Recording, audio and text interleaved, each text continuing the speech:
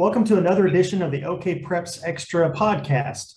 We've taken a few weeks off for the PGA, but glad to see, Barry Lewis, that you have survived the PGA, and we'll touch on that a little bit. I know this is the high school podcast, but we cannot not talk about the PGA. But let's start with press conference today that you were in attendance at, the talking about the big news of Owasso and Bixby opening the football season on August 25th at Chapman Stadium. That's pretty exciting. What are some of your thoughts after going to the press conference today? I'm all fired up to get the season going right now after going to that press conference, because when there's been press conferences before to hype a game, it was very reminiscent of the press conferences that the Backyard Bowl is done. Mid-First Bank Backyard Bowl is done between Union and Jenks. And so when you have that type of press conference, usually 3 days before the game. So it's usually on a Tuesday. So this was on a Tuesday. So it's like, hey, let's get these guys playing Friday. Let's roll. It's football weather too this week. Totally. So let's get it going right now. It looks like both those teams would be ready to go right now. But no, they're just in spring practice. But it was really exciting to be looking ahead, because high school football seasons, that game's only like 14 weeks away. Or 13 weeks away. So it's going to be here before we know it. And these teams are excited to get after it. And it was a really neat event at Chapman Stadium today with the press conference. As I said, it was very reminiscent of when the Mid-First Bank Backyard Bowl was held at TU for the most part from 2004 to 2018.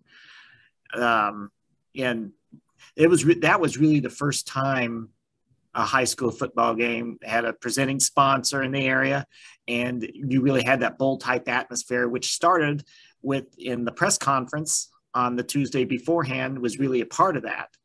And so that was really pioneering stuff back then back in 2004. And some of the principals today that I talked to, this is a neat part of it, were part of that back in 2004. You had Owasso coach Bill Blankenship. He was Union's head coach back then. And then you've got Bixby head coach Lauren Montgomery, who was a Jenks assistant back then. And then you have Owasso defensive coordinator Antonio Graham, who was a standout for Union back then and was one of the players representing Union at that introductory press conference in 2004. And this is all a new thing. So to see them here today, a part of this, the Battle of the Burbs is what it's called, presented by Quick Trip, that it sort of took me back 18 years, and I think all of them had flashbacks to that too. I was talking to Coach Blankenship and reminded him when the only difference today was that the press conference was at Chapman Stadium instead of the Reynolds Center where it was in 2004. And I remember we took Coach Blankenship and Coach Alan Trimble of Jenks up to the roof on the Reynolds Center and had just like a classic photo of them. It was really a beautiful shot. So a lot of great moments and from the Backyard Bowl when it was at Chapman Stadium. Chapman Stadium hasn't had a marquee high school game like that regular season since 2018. So it'll be great to have a game where I'm expecting way more than 20,000 there. It's going to be like it was when the Backyard Bowl was being played there in 15, 20 years ago, when you'd regularly get crowds like that. And as Antonio Graham was saying, yeah, Oklahoma football needs that again. So you need that big time crowd there, because we haven't had that at a football game in Oklahoma for a while, because like the state championship games where you might normally have that, it's sort of because the stadium at UCO, it's not that big. I mean, I think for the most part, it's perfect size for it, but you're not going to get a blockbuster crowd there. And I don't know if you get it anyway, because that was the thing. Yeah. One of the reasons they moved there is that you'd have it at bigger stadiums, state championship games at bigger stadiums, and you weren't getting blockbuster crowds anymore. But I really think, and now that Union and Jenks have moved it back to campus sites, you're not going to get a blockbuster crowd. So not that you might have, I don't know, even if you had it at Chapman Stadium, because attendance had been declining in the last years when it was at TU for that game. You weren't going to get a blockbuster crowd, but this one really has that potential because this is a game both Owasso and Bixby really want, and their communities are fired up about it. How did we get here, Barry, with this game and QT sponsoring it and moving it to QT? It seems so obvious now, given the gravity of this matchup. It makes perfect sense now. But how did this idea start? Well, it started percolating back in 2019, and when both Owasso and Bixby won the state championship that year, and then it looked like Bixby was on the way trending towards moving to 6A1, which is another part of this equation. And Bixby and Jenks, Bixby needed another non-district game because they're going to go into the same district as Jenks, which was a traditional game for them, non-district. So Bixby and Owasso just seemed to be a perfect fit. The coaches started talking, and so it just all came together.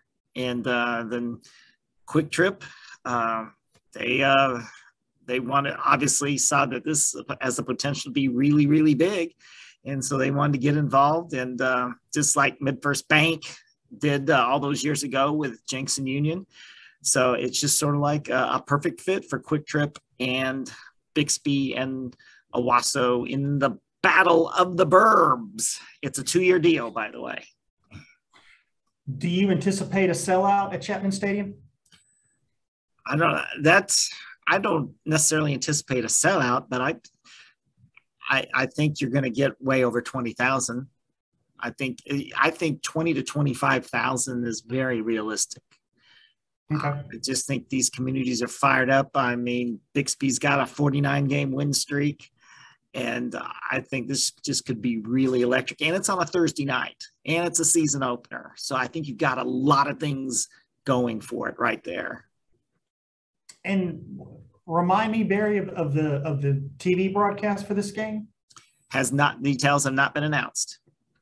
Okay. I wasn't sure on that. So you got to think it's going to be on somewhere. So that'll be even some added intrigue for this game. Well, let's talk. You want to talk about the PGA for a minute? Let's kind of get off topic and talk about golf.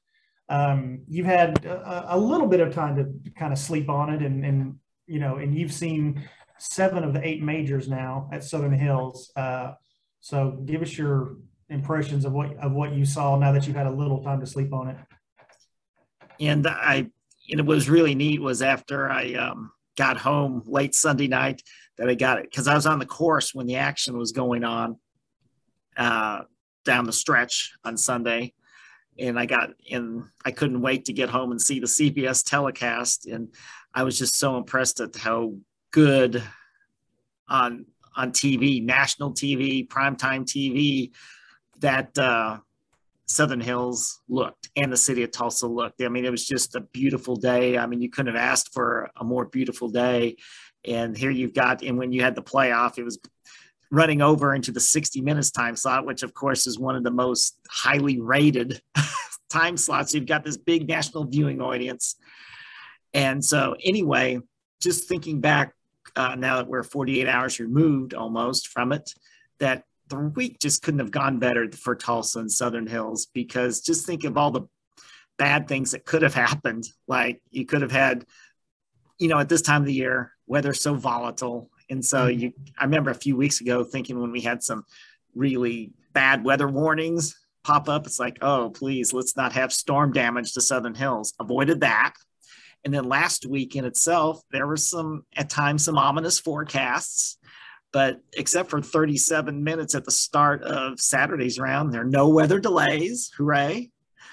And then, although one national writer called temperatures on Thursday and Friday oppressive, I think for most people who live in Oklahoma, it was just warm. And so really got lucky with the weather. I think it was nice Thursday and Friday, a little warm, but it is Oklahoma. We got to see the gamut of the weather. And then Saturday it was cold for a while. Sunday was pretty perfect. but no bit bad weather. As we saw, we really dodged a bullet, so to speak, because on Monday and Tuesday, it's been raining all day.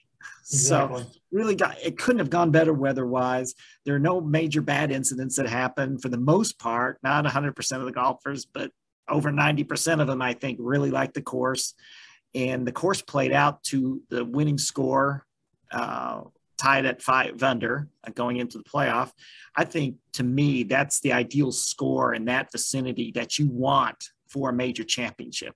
I think you want par to mean something, and it did at Southern Hills. And then to have a great champion emerge as Justin Thomas did, and one of the best comebacks of all time, how exciting is that? There's just memorable shots, a memorable champion, a beautiful week. And I think it was just great exposure for the city of Tulsa and Southern Hills. You can't ask for much more. And so I think it was such a great week. And one little anecdote I want to tell you, that in the media center, there are big photos on the wall. It's sort of like a wall of champions. And it's arranged pretty much alphabetically. So going into it, you have this big photo of Dave Stockton with his wife winning at Southern Hills back in 1970. And then right next to the Stockton photo was Justin Thomas, who was the 2017 winner. They just happened to be naturally together from an alphabetically. But to see Justin Thomas win this time, so they weren't just connected alphabetically, they're connected in history because they're both Southern Hills winners and 2-time PGA winners now. So I just thought that symbolically, that was really neat. That's pretty cool. So when Pereira put his tee shot on 18 in the water, where were you? I was on the left of the rough. I was on the left side of the hole. So I actually had a surprisingly good view of his tee shot because it was pretty packed. I mean, the crowds were just capacity, and so it wasn't the easiest to see, especially for those of us outside the ropes. But I had a really good view of that. So I knew when he hit it that, this is not, even if it hadn't reached the water, that you didn't want to be where he hit it. So that was definitely one of the most memorable shots, not in a good way, but it was one of the most memorable shots in Southern Hills history. Did it look like they were saying on the TV telecast that the swing is another question, but that he rushed up to take the shot? Did you see that? Did it look that way to you? It seemed like that. Okay. Him not being in that position before, that I think the nerves got a hold of him there. Understandably, it's not the first time it's happened to a golfer. So it's happened to the best of them throughout the years. And the whole key was how things could have been different on 17 when he had a very makeable birdie putt. It was about a 10-footer. And I don't know how the ball didn't go in. I mean, it looked like he hit I had a good view on that. And it looked like the ball was going in, and then somehow it just stayed out. It was pretty incredible that he didn't make that. I mean, not that it was an easy putt, but that could have made all the difference. Because if you're up by 2 as opposed to 1, you can play that hole differently. Yeah. And that was a sort of a theme all week long. It's like you want to be going into number 18, which is the toughest hole, with a 2-stroke lead. Huge difference between 2 and 1. It was like Hubert Green back in 1977. It was huge for him to be going into 18 with a 2-stroke lead, and he needed those 2 strokes because he wound up having to make a testy 4-footer to win. So yes. Pereira was not able to be up by 2 because that birdie putt somehow didn't go in on 17, and that just set the stage for the dramatic finish on 18. So of the majors you've seen at Southern Hills, and you've seen a lot of them, where does this one rank? It's got to be number 1. I think it's going to be number 1 on a lot of lists. I think we talked a little while ago about, I've discussed that in one of my memories columns leading up to the PGA, how there were such varied opinions on what was the best major at Southern Hills. To me, the 2001 U.S. Open had been the best major at Southern Hills. But for some people, and some others also agree with that, but some others rank it as the worst. And I think in some other majors, which people are really high on, I'm not very high on. But I think now, after this one was so good, especially the way it finished. I think there's probably going to be a lot of unity when it comes to picking the #1 major at Southern Hills in every way. I think everyone's going to be on board and saying the 2022 PGA is #1. So you hear this from time to time, Barry, or like on national broadcast, golf pundits, whatnot, or whoever. They'll say sometimes that someone didn't win the tournament as much as someone might have lost it. And I hate when I hear that. And you heard at least I did. I heard a couple people say that, like, well, Justin Thomas didn't as much win it as the others kind of lost it. And I hate that saying. I hate that logic. What are your thoughts on that? I've got mixed thoughts on that. I think Justin Thomas definitely won it. He went out and shot a 67 on a tough course in the final round. Yes, some others had to come back to him for him to pull off the comeback, but he had to shoot 67 to get into the playoff. And then once in the playoff itself was very interesting because he was 2 under in the 3-hole playoff, and Zalatoris would have been 1 under. So Justin Thomas, very interesting playoff, by the way, because the holes they selected, 13, 17, and 18, because you had the 2 easiest holes for the week and then the toughest hole. So yeah, that was a good call. Yeah. Justin Thomas, I think you could say he won it. I mean, yes, Pereira did make the mistake on 18, had a bad shot, but Justin Thomas had to make a lot of good shots in order to be in position to come back. And Will Zalatoris too. Yeah.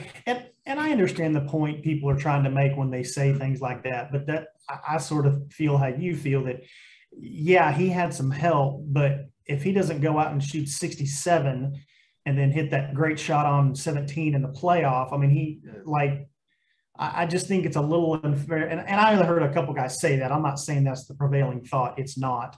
But just through the years, every now and again, you hear people, say things like that. And I'm like, to me, it sort of discredits what the winner actually accomplished in a way. So well, what else, Barry? Any other, you told me earlier you spent 90 hours at Southern Hills? Was that the whole week or just championship play? Oh, that was the 7 days. Okay. 90 hours were spent at Southern Hills over the 7 days, probably about 10 hours each practice day, and then about 16 hours daily for the most part during the tournament, or 17, because I was there, as you could tell in my minute or my round the clock column, that I was there for the first shot every day and I was there for the last shot. Are those as fun to do as they seem like they are from reading them, Barry? The round the clocks? They are fun. And one of the fun things about it is just meeting a lot of different people who attend the tournament from all over, because those who read the round the clock can obviously say it's not all about talking about what strokes were made. It's about telling the stories of some of the people who attend the event. Met some interesting people through the years by doing that. And that's part of the fun. Yeah. I mean, do you just walk up and start talking to people? I mean, how do you find some, because you had some really good, really good anecdotes in those around the clocks. How are you finding those people? Well, usually it's going, from the most part, it's sort of like looking at the crowd, looking at the people who are gathered at a hole, and it's just sort of, I guess, some instinct through the years that I've gathered, just saying, okay, do they look like they would be good to talk to? Do they look interesting? They look like they have an interesting story? And then just go up and approach them and see if they want to talk. And most of the time, They will talk or want to talk. Happy it's a golf tournament. They're having a good time and happy to be there. Not all the time, because sometimes I've been refused saying they're not interested, but sure. Most of the time they want to talk. And in case of one of the individuals that I talked to, sometimes he came up to me because he'd seen me talk to a couple. And so he came up to me, and he had an interesting story. He's an author who was writing a novel, the one I was talking about, who's writing a novel that will include the PGA at Southern Hills in his final chapter. Good deal. All right, Barry, let's wrap it up. I'll mention a couple of things here. The All-World process still ongoing. You're going to kind of turn your focus back to the All-World Awards a little bit. You can order tickets at allworldawards.com. The show is August 2nd. Barry, you can check out our podcast on Apple, Spotify, and Google, and we sure appreciate you checking us out. And am I leaving anything out, Barry? Just also, because we didn't get a chance to mention it last week, congratulations to all the spring sports champions. And Owasso Rams in baseball back at the summit of Class 6A baseball for the first time since 2015. So again, it was an interesting season for the Rams, because going into the state tournament, I thought that every year going to state tournament, I consider them one of the favorites. And I thought going into this year's state tournament, this is probably their least likely team that would win a state tournament, which to me, then I thought going in, this is the year they'll probably win. And sure enough, they did. Their pitching is a strength, and their pitching came through with some timely hitting. That's usually the combination you need to win a state championship. Brendan Phillips, who will likely be a very high draft choice in July, was one of those pitchers in the state tournament. He's also had a really good year as a hitter.